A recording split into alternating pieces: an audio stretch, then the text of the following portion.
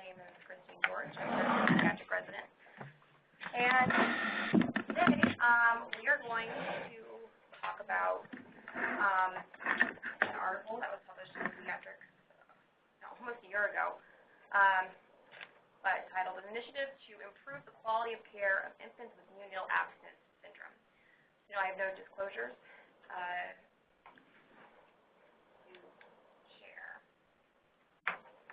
All right, keeping it basic. Journal Club objectives. We're going to appraise the article, we're going to interpret it, and we're going to discuss the applicability. All right, just some basic background that I'm sure many of you are already aware of.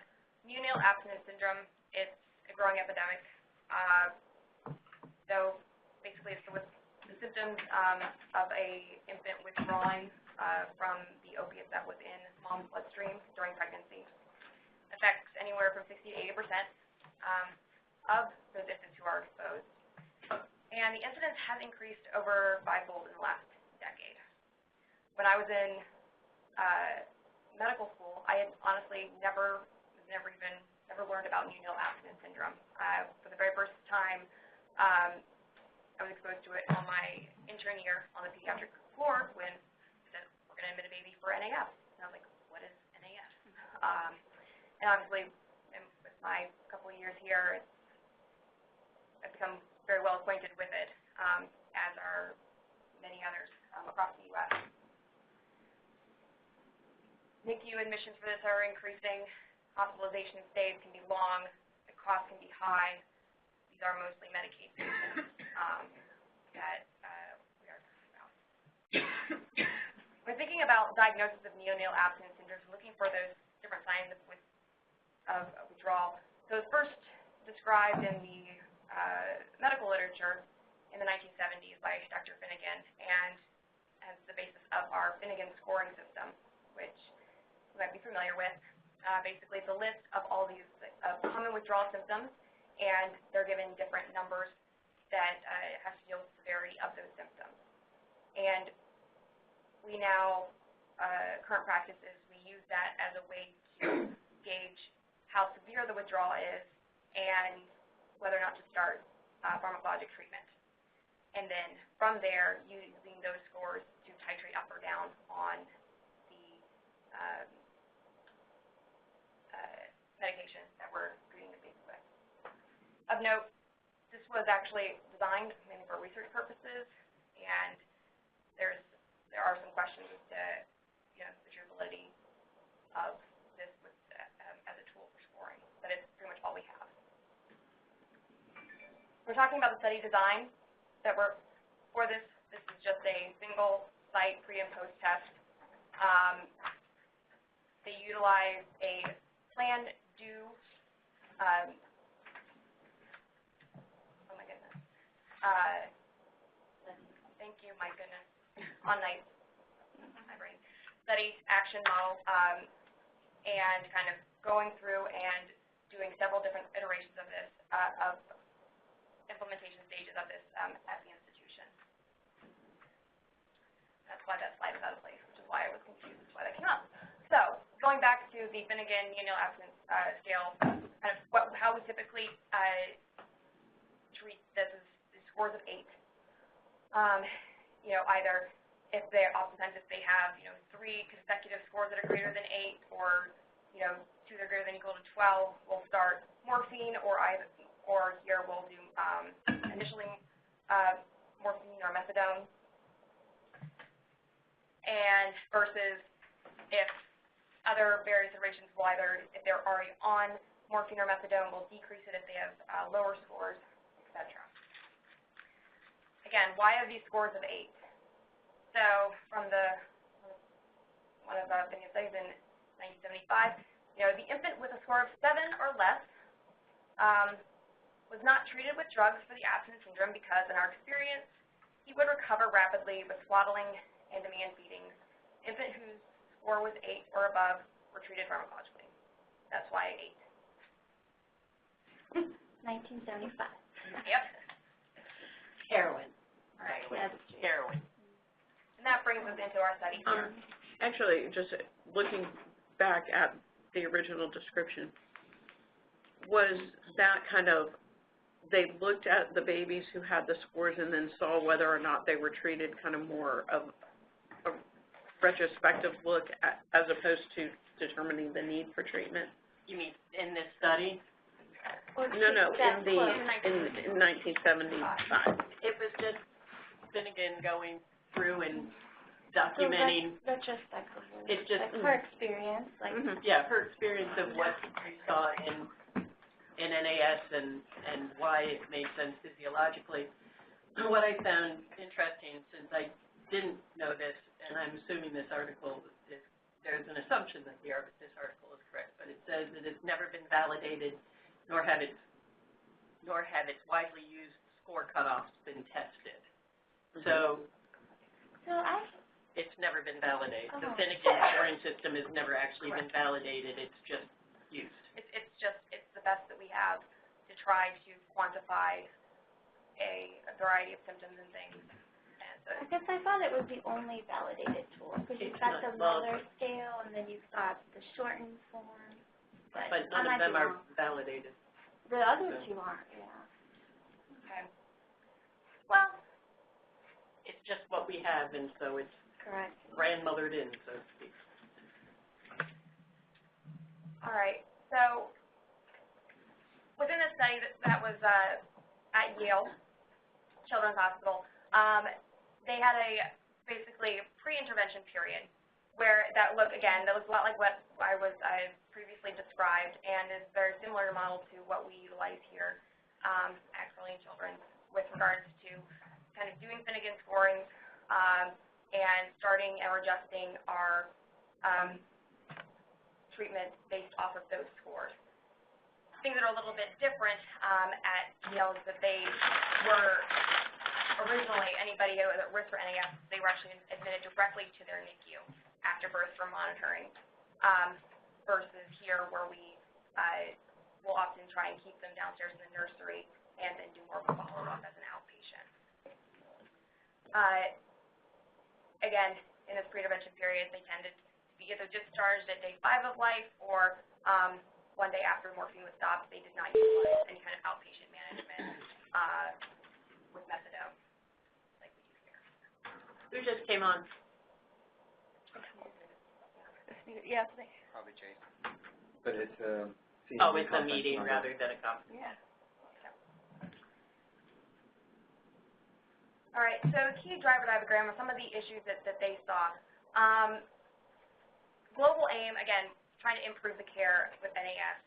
We have something that costs a lot, that utilizes a lot of resources, and, including having long stays in the hospital, and kind of you feel like you're sometimes it's temporizing a larger issue, and providing questionable help in that regard. So their specific aim in this study was, as a quality improvement project, was to decrease the average length of stay, and that's what ALOS stands for, of infants with NAS by 50%, and trying to balance that with kind of risks for seizures, for readmissions, or having to get transferred up into the ICU because of other complications of more significant withdrawal symptoms. The key drivers that they implemented within this study are kind of fourfold here. We're going to be talking about these non-pharmacologic interventions, which is the hallmark of the Eat, Sleep, and Console model. Also, a simplified assessment of infants, decreased use of morphine, and also helping promote communication between units. And then within each of those are broken out very specific interventions that were implemented in a stepwise fashion over the next 5 years at Yale, and with positive results. We'll see.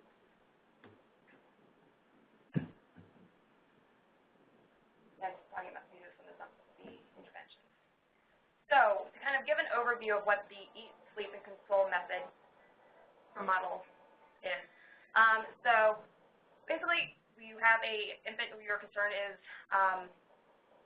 withdrawing or having withdrawal type symptoms, and go through three basic questions. Number one, can the infant eat more than 1 ounce of feed or breastfeed well? Yes, okay, move to the next question. Can they sleep for greater than an hour? Yes. Then can they be consoled within 10 minutes if they're crying?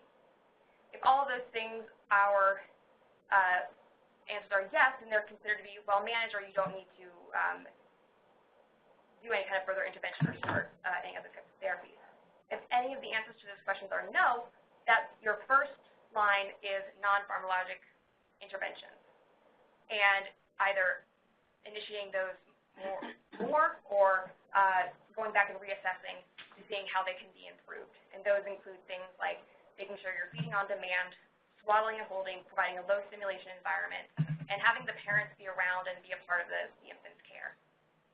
It's only once those have been utilized to their maximum extent do you actually start pharmacologic treatment. And in this study, again, utilizing morphine that can be given every 3 hours or increasing if they're already had already been started.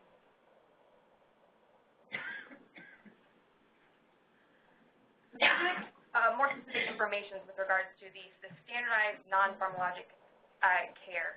So again, provision of a low stimulation environment. They had a kind of almost separate area of the pediatric inpatient floor that they would transfer these infants to within the hospital. They would no longer go straight up to the NICU. Once they were identified, they would go inpatient so that mothers and fathers could room in, and they could then provide a low stimulation environment. All of you guys know, NICU is not exactly the best place to provide a low stimulation, quiet little environment, or much less a good place for anybody to room in and participate in care. So actually providing that space was a huge part of this intervention and kind of one of the initial steps that they took, which involved construction, obviously. They also helped promote active parental participation in care. And I think goes along with one of the bullet points down farther bottom, where to empowering the parents. They are the first-line treatment for their infants. Their comfort, the food they provide, the love they provide, the swaddling, the holding, those types of interventions are their primary treatment. What nurses and physicians provide is support. We are there we know that this is hard, that this is not something that you can expect you to do all by yourself and without any guidance or support, and that's what the nurses and the other staff are there for, is to engage the parents and support them. Another one of the standardized treatments that were integrated into the standard of care was the implementation of a family huddle.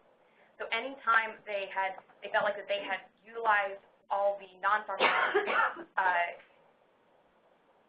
methods that they could, they would bring together family members, nurses, with the doctors, kind of everybody getting together and making sure that we're on the same page. Have we really exhausted our other efforts, and do we really feel like that this is the next step that we need to do, is to implement, is to start medication.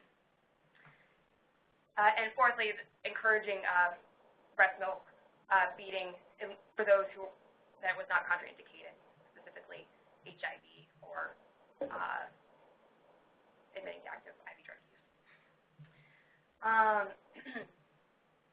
Another interesting aspect of this intervention was setting up, basically finding these mothers and fathers before they actually give birth, and having a coordinator set up and do prenatal parental counseling in order to set expectations. So before the baby's even born, they know what to expect. There's no surprises.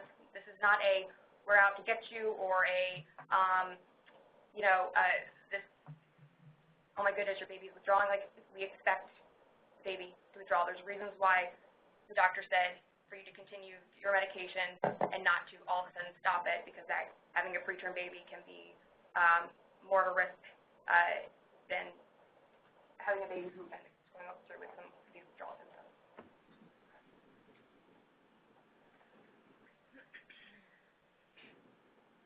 implementing, again, this simplified assessment, going through those 3 questions that we already talked about, and again, it's only if these non-pharmacologic interventions were unsuccessful would morphine be started or increased.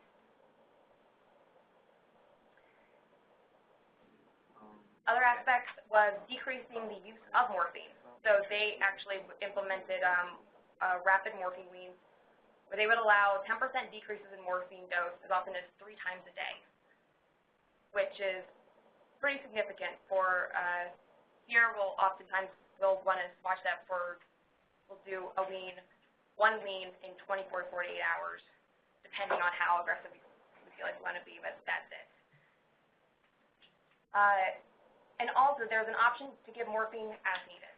So in those cases where you feel like that this is just a bad situation right now, mom or dad had to leave, we don't have a good person to be there to help with these other interventions, there's other extenuating circumstances, there was the option to give a one-time as-needed dose of morphine to come back, reassess them after 3 hours. If they look great, they're not necessarily starting them on a maintenance dose.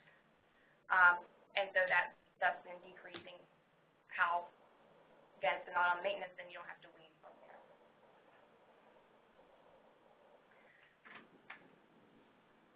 And then, last but not least, are kind of the issues with the communication between units and making sure everybody's on the same page, from the inpatient unit to the well baby nursery to the NICU.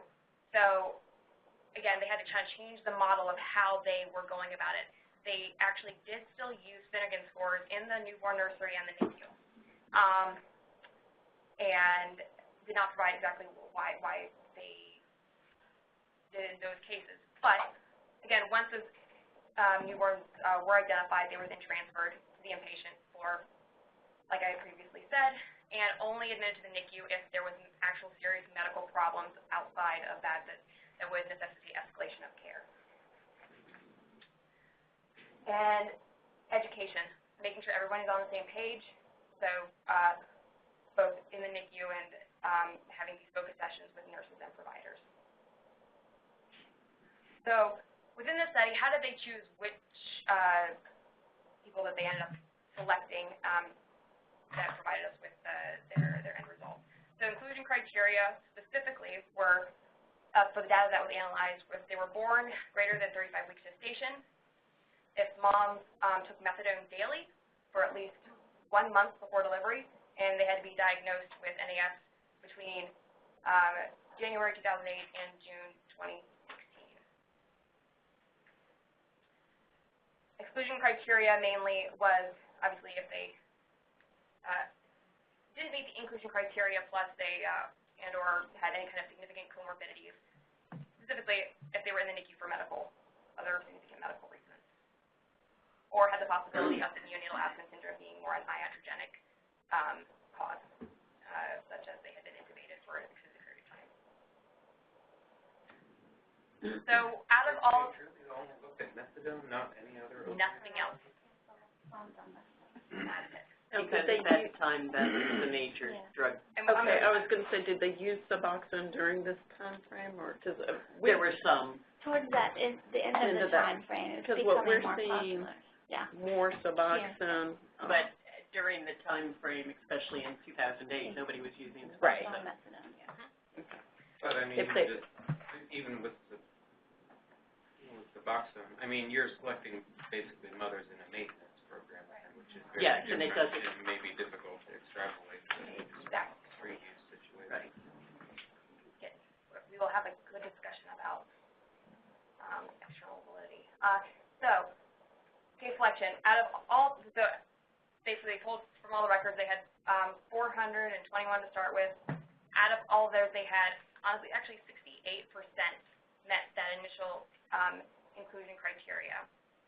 So, and there was 55 infants, or 13%, was in the baseline or pre-implementation, which is what we're comparing against the post-implementation period, which was 10% or 44 infants. That middle, the actual intervention period, again, they excluded, mainly because there's too many different variables there's a lot of change going on, and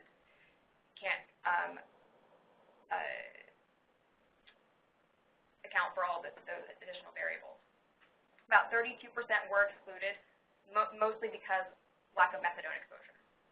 So basically taking something else. Something else and not methadone. There is polypharmacy that they can take methadone and if they took other things, that is accounted for, which we'll discuss in a little bit. But methadone had to be on docket. And they only had about 2 infants that had any kind of serious comorbid conditions that were excluded. All right, big table. This is also in the handout. So looking at the characteristics of the newborns and their and mothers. So baseline versus pre-implementation versus post-implementation. And quickly kind of going down and looking at our p-values, basically with regards to actual characteristics. There was not anything that was statistically significant in terms of a difference between the baseline group and the post-implementation group.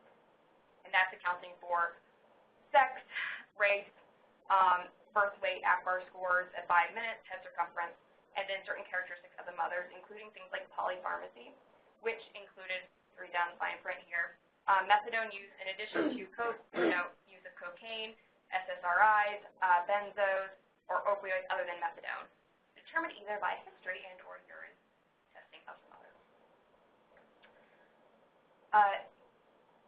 Looking at cesarean section deliveries, whether or not cigarette smoking, alcohol, and age, and several other factors here. In addition, and including the actual methadone dose that mom had been on. So none of that was statistically significant. And we'll come back and talk a little bit more about these outcomes here in a minute. These charts are a little bit overwhelming, I found. Like I said, what the heck are they trying to tell me? These are called control charts, which is actually a type of chart that's utilized more and more for quality improvement projects. Specifically, it's a way to look at a process over time and see how it has certain aspects within that process measure changes, taking into account if there were certain things either that happened not purposely or purposely. And in this case, with quality improvement projects, we are doing very purposeful interventions and watching how the mean value within these variables changes. First one here being length of stay. So talking about from, again, this first couple blocks here, mean stay, length of stay for these babies being 22.5 days. And then we have a lot of other kind of ups and downs and all over the place a little bit. And they have nice little things saying, okay, this is what happened here and this is what happened here. In the end, when we're dealing with just the post-implementation, our mean drops down to 6 days. Which is pretty Now that, if I'm not mistaken, that means of all the babies who started out under observation. This is all of the babies. Not just the babies who were treated, but the babies. These are the babies that were analyzed. Right. So a lot of, when we say 5.9 days length of stay, that means the average, including those who didn't get pharmacologic treatment. Correct. So it's important to realize that they're not withdrawing them in 5 days. Correct. And also, of note that there is going to be, you'll notice that there's decreased use of treatment, period. That's the big thing. Right. They're not getting. Another thing, again, talking about cost. This is adjusted for inflation in 2016. Starting off at the beginning here, the mean that they, for their institution, now this was, they said, was direct and indirect. So they did not specifically go through and say what indirect is incorporated in this, because that's pretty broad. But 44,000 down to about 9,500.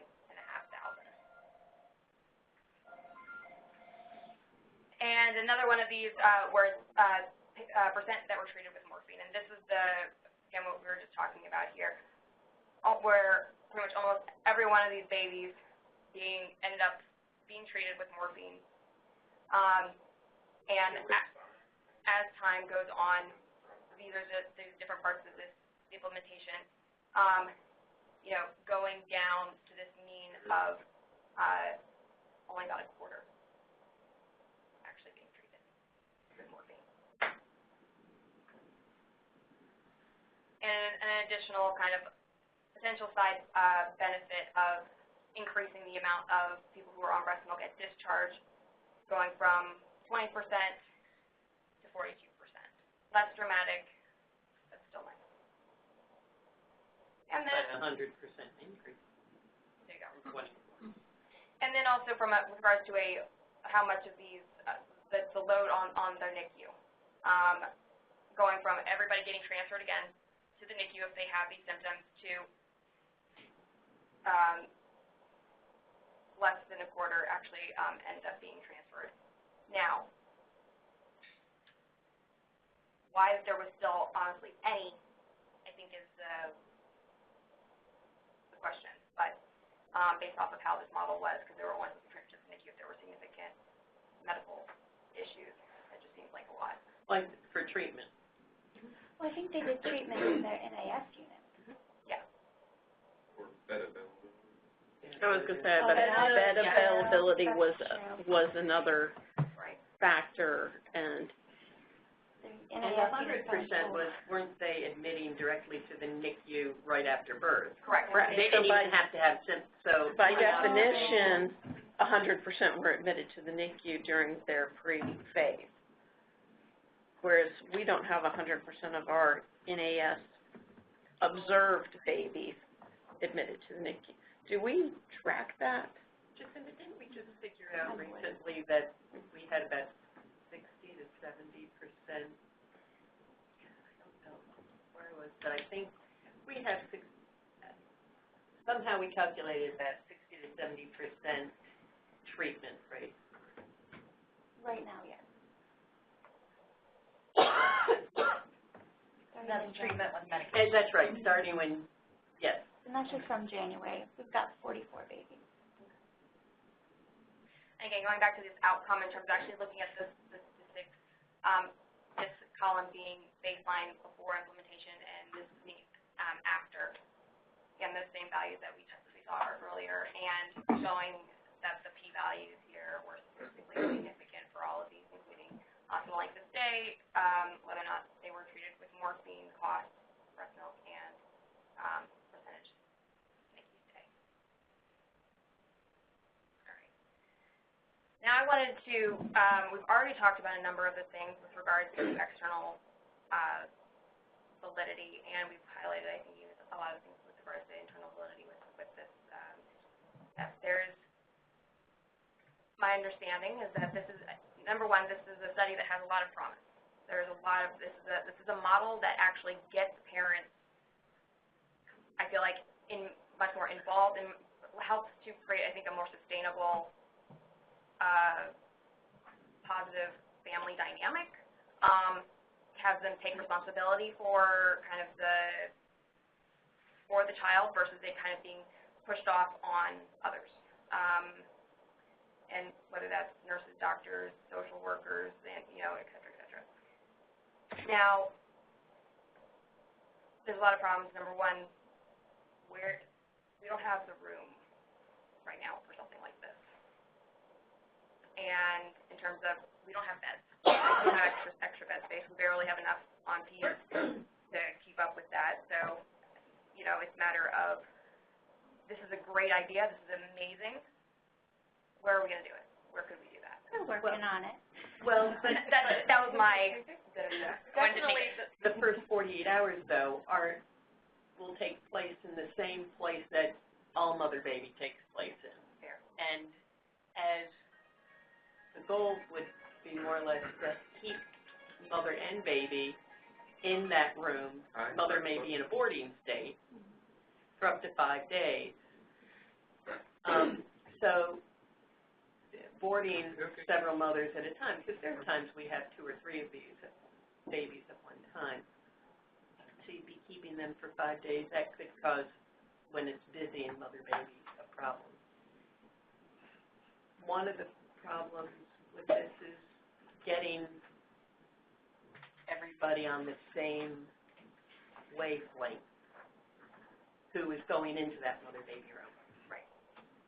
So.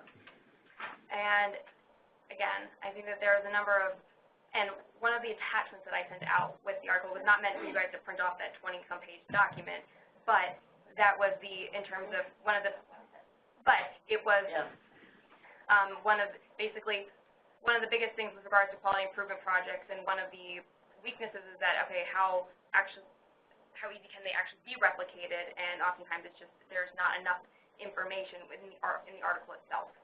And I would say that there's a good amount of information, but there's still a lot to be desired for with regards to actually make it happen at other institutions, including our own. And so that packet is something that has been is being utilized currently within the Neonatal Collaborative in New England, and I think helps to provide a nice outline of, again, how to then take some of these basic concepts and then they can be adapted to your specific institution to make them fit. And on the back, there's even 2 different pathways, what Dartmouth is using versus what Boston Medical is doing, and how they've kind of incorporated this into their own system. And I wanted to hear if you guys had any other thoughts or other kind of things to share. Basically, this is just getting the babies who can withdraw peacefully, withdrawn without them getting dependent on our own medication, on the medication we give them. As opposed to the medication given to them during pregnancy. Pardon? Yes. Well, Yes, right. As opposed one of the frustrations I have with this in general is moms are like, well, I don't want my baby getting any of this medication. You've been giving your baby this medication for the last 9 months, and that's one of the things that they don't seem But that's to get. why, It's different, it's not the same thing. yeah, Right, that's and then- why these discussions need to start prenatally, Right. not when baby's 12 hours old, when I'm first seeing them. Oh, you're in And that- Subutex, your baby could withdraw, and you have to stay for 3 days, and this is what you need to do. They've just had a baby, their history of substance use, they've barely been in the treatment program. They can't deal with all of that. It has to start prenatally if this is going to go smoothly. But that one run chart did show a decrease with prenatal, that was 2 things, prenatal counseling Right. and something else, and it showed a decrease. I don't know if that's enough to have to. Yeah, I don't know, but I mean, we have somebody that's going to be doing prenatal. Do we have a person Have they identified? hired somebody? We interviewed someone a couple weeks ago. Okay, but we haven't hired. I don't know if she's Okay. officially hired yet. Yeah. So, yes, it was rapid morphine wean and prenatal counseling. So, I think this is what we're supposed to be doing, and I know back when we were, a few years ago, we tried to unofficially do some of this by saying, oh, look, mom can console the baby. It doesn't matter that the score is 15, mom can console the baby, and so we can leave the baby in nursery, but when you're using a Finnegan scoring chart and it says the score is 15 because you've got the baby opened up and the baby's tremoring, it's hard, it's a different concept. I really think it's great if we can do it. If we can get the parents to stay, but what we have to have, if the parents don't stay, are people in newborn or another little place that will be there to hold the baby so they don't need that PRN dose of morphine. Well, then I think patient with the feeding aspect too. If they were, they needed to be fed within 10 minutes, is what they were talking about within this article. So like that's, a staffing issue as well. If the family is not here, if we don't have a foster family here, we can't get some within 10 minutes to feed them. Well, it doesn't have to be you. No, it's according to whether, if they couldn't get their feeding quick enough, either that was, Well, there are often, but if pharmacological responses. if we have people who are allowed to feed, NAs in the nursery who can feed the babies, But that's a whole, But I think That's what a she's whole- saying is up here in the NICU, when they're on an every 3-hour schedule. In the NICU, it's a whole different. And even if the nurse would like to get to a baby early, they're with another baby, and that it's very difficult to be flexible with that timing. And you will have babies who, we all know it, that are out of their heads that just nobody can get to right away. They just snowball. But And this if you is can really- catch them before they start snowballing, you're gonna have better outcomes. And But this is really not about being in the part of the NICU. No, It's- this is This is really the part it's just about how about to deal with the how child. to keep them from getting to the NICU or to treatment, to pharmacologic treatment. So I love what you said, how this has a lot of promise, because a couple months ago, we started looking at this and I personally started falling in love with it. I think it is great for the newborn nursery, and in a couple weeks, we're actually going to be starting training for all of our mother-baby staff on NAS. So Nancy and I are meeting this weekend to review scoring and talk about starting these non-farm interventions right after delivery. So it's coming. Awesome. It's That's in fabulous. the works. And just so you know, and there you can see that within that packet on one of the front pages, there's a website and including the password, where they have a lot of great training videos. Well, I was going to ask you where you got this and if we're allowed to use it. It's called Google. Google. I swear I did not Found that before. No, because we have stuff from the Bond Network that we have access straight up to. Google. But this, I love this. That's why I was like, I guess I could. I mean, so, yeah. I did not illegally or otherwise obtain this information that I'm sharing with you. All right, guys. Thank you so much. So what's this Google thing? It was being. I didn't hear what he said. It's a Google.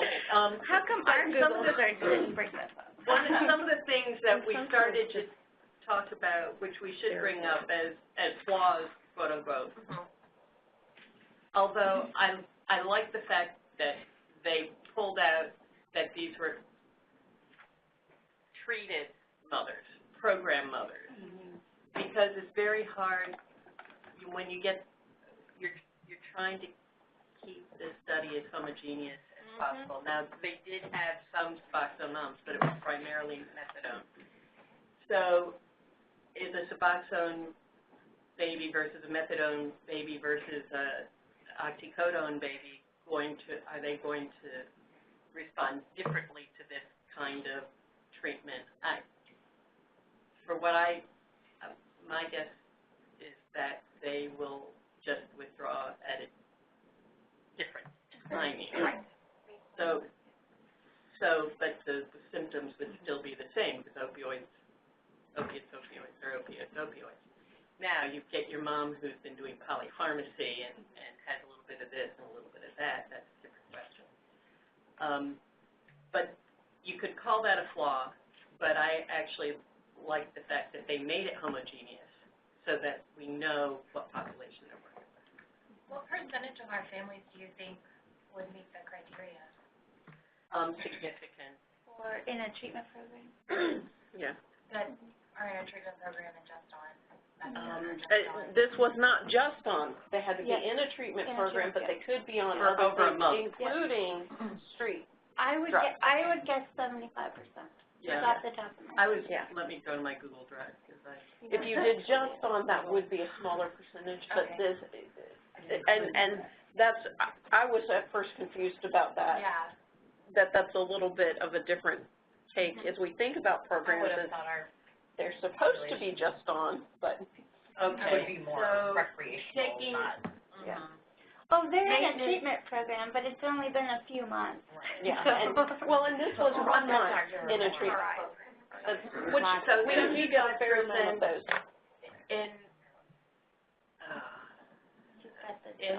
We had 75% in the maintenance program from 8/1/15 to 9/30/17, which is 26 months. So in that, of those 134, 75% of the moms were in maintenance. Some of them did have a little other polypharmacy. But to tell you the truth, when I started recording this, I was including positive on drug screens prior to the pregnancy. prior probably to their going on maintenance therapy. Okay. Now, 75% maintenance therapy, but some of those started, a day or two before. Yeah, we had to say, and here you had to be a month, so maybe 70, 60%. So that's still significant. Okay. The other, and now we're finding the gabapentin thing. So there are a whole lot of things that would really be nice if we could investigate right from the get-go. One of the questions, not just is mom on maintenance therapy, or what drugs do you use, but are you on gabapentin, Neurontin? What is it called? Who came up with the? Somebody told me popsicle. What's the? There's a street name. There's a street name. Oh. I thought you told me. I do not know. Maybe it was Ruby. Maybe it was the previous. We would have been going to blame Ruby. It was, but I don't know. Yeah, we'll blame. The issue is there's always going to be a new substance. There's always going to be a new drug of abuse. Go under the bridge. But I guess, again, just the important part being, again, thinking about this as, this is more about. Johnny's. Yeah, that was it. No. Yeah. Dumb. The non-opioid medicine named as Johnny's on the street. Can't they come up with a better name? Street use of Johnny's. Now, there may be another name. Okay. So, again, with. From August 21, 2015. Been validated. They're trying it out. Yeah. Try being So, again. Gabby's. I'm so glad you talked about this. Thank just, you. Again, these basic things, I just feel like are so, like, I don't know, like what, oh man, oh well. But again, this idea of, again, getting parents involved, really just making sure, it's all the things that, why I became a pediatrician personally, is trying to look at things in a more holistic way and in a more interdisciplinary way of getting all of our players on, like, with us on board and helping to provide potentially a more sustainable, long-lasting, healthy, family unit? Family unit and again, and just providing, and then as a result, providing better medical care. So thank you all for coming. I appreciate it. Need to be on cardiorespiratory monitoring. That was my question, like, They're not on nothing. If they're not on drugs, no. The question is if they're getting morphine, should they be? Some places do and some places I'm just don't. trying to think of decreasing noise levels. Like, can we turn that monitor off? Can the baby get Well, up? Can I put but him in a snuggly and pod- carry him around? In a pod, that's a challenge, because you have the next door neighbors monitor. Right. Stuff like But that. if we can But if we had it separate, line them up and turn their monitors off and if we made half of create each a pod space, into- I'm trying to figure out how do we create a space for the ones that are still coming up here until we get everything else worked out and we don't have these issues anymore. Well, But and if they're coming can up they here not just for be on monitor? I would think that for when we go and when we're initiating, they need to be on monitors. I feel that way. Now, Initiating not, medication. yes. If they're Or- not on or some medication, of the higher then they don't need to. Oh, no. But if they're not on medication, And they don't- They're not on medication and they're on lower Actually, dose we don't medication. have monitors. So if they're not on medication, they don't need to be monitored unless they're up here for some other illness. And then they're going to be monitored for that. other. And then when they're at home, they're on methadone, they're not monitored. And the thing is, we do go up on doses, but we have seen here babies desaturate. I don't care if they get, I care if they get lethargic, but I don't care so much if they get lethargic. We're going to see lethargy. We're not going to see necessarily desaturation. So they need to be monitored when they're Not everybody does. Not everybody does. Well, I think they need to be monitored until they're on a stable dose, like until they're captured. But well, but this is, when you're doing as-needed morphine, if you're completely changing how we dose, our current model is actually hitting them very quick, very hard with methadone, plus with morphine, so that we capture them quickly. this is a very different model. When we, way back, and I mean, I remember some cases over at Community, that we over-sedated kids with morphine when we didn't have any kind of really guidelines or protocols. And, you know, and yes, there was recommending dosage ranges within like Neofax and the other well, actually, Neofax didn't even have methadone. I remember Manny and I standing in the community. You know, what can we, nursing, do well, to support the other thing is if we decide to do PRN morphine, that would not be monitored. If we give it, it's like with here they say, oh, if the parent's gone, then we give a single dose of PRN morphine. We're not going to put them on a monitor. I was going to say, does everybody feel comfortable administering that down on these or down on mother baby without a monitor?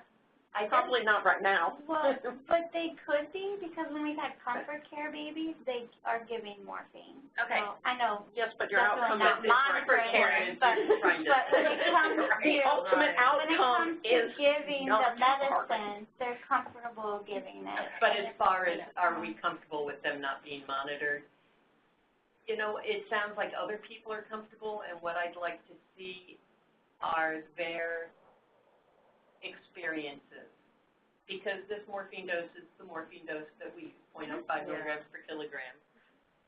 And so have they seen, of course, if they haven't monitored the babies, they don't necessarily know, but have they had any negative outcomes due to not monitoring, I think would be the I think we've got ample evidence here because we give a loading dose of methadone and morphine routinely, and if we're just given PRN doses of morphine, I think we can extrapolate and say that's safe. okay? I was going to say, yeah, how many times have we If you start seen a escalating. negative outcome? Morphine is so At short initiation. acting. I think it should be fine. Like, have we ever had one? Like, But have we ever is done there an any initiation and hospital had a baby that policy went saying apneic that you or? have to be? I guess not, because moms get morphine on or get stuff on the floor. Yeah, I get them all the time. Yeah, we Before give, delivery. like, It's just if you give 2 drugs. Yeah, I was going to and say. if you keep backing up doses. Well, if you start backing up the doses, then. No, but you're right, on the PEDS floor, they give opioids. Oh, yeah, we give it no problem. Yeah. And it's fine if you give 2 agents, it's just not fine if you give 2 agents and do a procedure. Right. Oh, really? Yeah. True. Yeah. Well, Then yes. Yes, if you're doing it because of the procedure, then it's different. But if you're doing it I never for withdrawal or for comfort, then it's not, or for